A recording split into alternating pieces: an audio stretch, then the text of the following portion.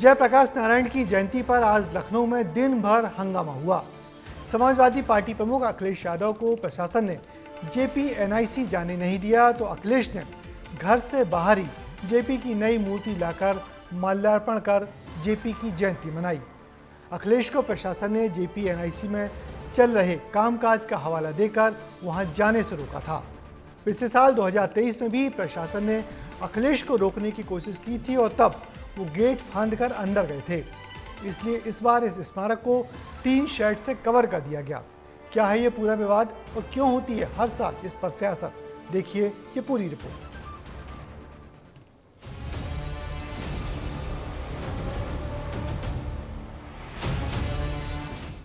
उत्तर प्रदेश की राजधानी लखनऊ में कल रात से आज सुबह तक खूब सियासी ड्रामा, एक्शन और हंगामा हुआ। दरअसल आज लोकनायक जयप्रकाश नारायण की जयंती है और सपा प्रमुख अखिलेश यादव को हर बार की तरह इस बार भी जेपी नारायण की जयंती पर कन्वेंशन सेंटर जाने से रोका गया। घर ही नहीं बल्कि लखनऊ में जगह जगह बैरिकेडिंग लगाई गई और रोकने की पूरी कोशिश की गई, लेकिन अखिलेश नहीं रुके। उन्होंने जेपी नारायण की मूर्ति अपने घर ही बुला ली और जेपी नारायण की मूर्ति पर माल्यार्पण किया और यूपी की सियासत में हीरो बन गए।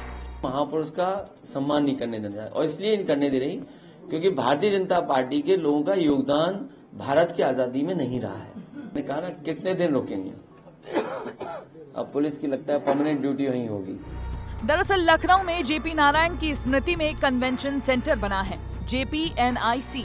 पिछले 2 सालों से यही सेंटर जेपी नारायण की जयंती पर सियासत का अखाड़ा बन जाता है।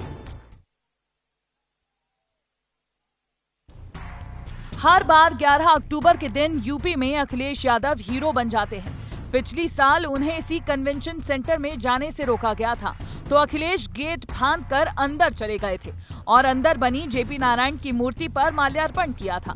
इस बार भी सरकार ने उन्हें रोकने के लिए क्या कदम उठाए होंगे, यही देखने के लिए 10 अक्टूबर की रात अखिलेश अपने समर्थकों के साथ कन्वेंशन सेंटर पहुंचे थे।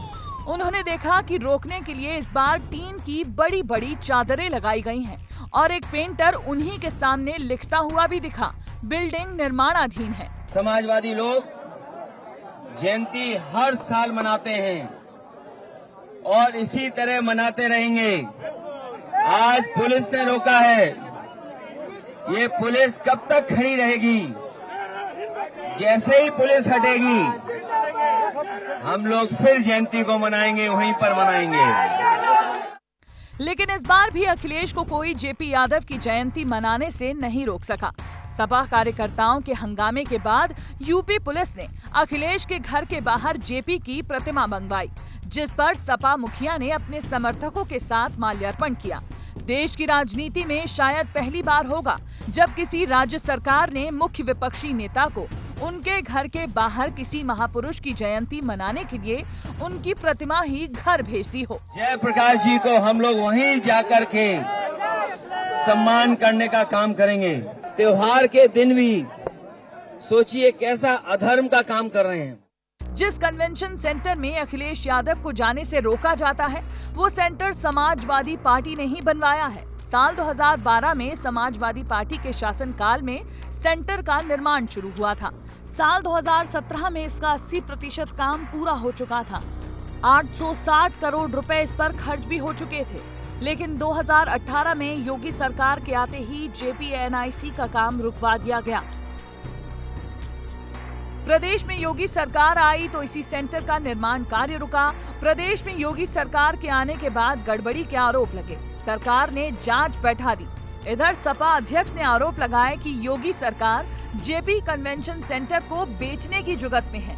हालांकि 7 सालों की जांच का नतीजा कुछ नहीं निकला है, लेकिन 860 करोड़ रुपए की लागत में तैयार हुआ ये आधा अधूरा सेंटर जांच और सियासत के बीच अब खंडर बनता जा रहा है। परिसर में झाड़ियां उगाई हैं, इसका प्रमाण इस लेटर में भी मिलता है। अखिलेश को इस बार कन्वेंशन सेंटर में जाने से रोकने के लिए LDA ने जो लेटर भेजा था उसमें लिखा था कि अंदर जीव जंतु हो सकते हैं। ऐसे में अब 2 सवाल उठते हैं।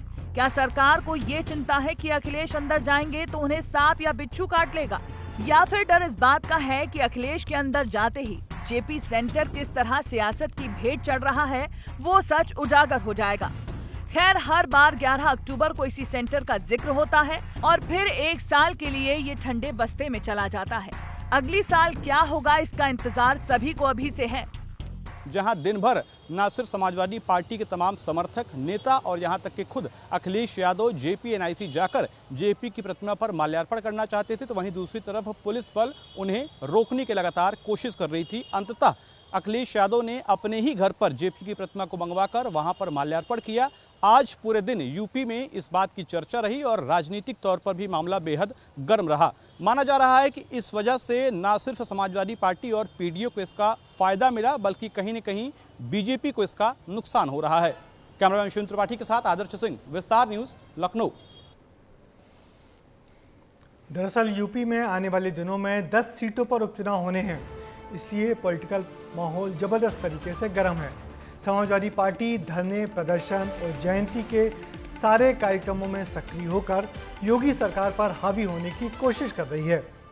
मगर इस पूरे मामले का दुखद पहलू यही है कि 800 करोड़ रुपए की लागत से बना जेपी एनआईसी अभी आधा अधूरा पड़ा है। यदि सपा सरकार ने इसे बनवाया था तो नई सरकार उसे पूरा करवाती। क्यों जनता के 800 करोड़ रुपए धूल और गंदगी में बर्बाद हो रहे हैं?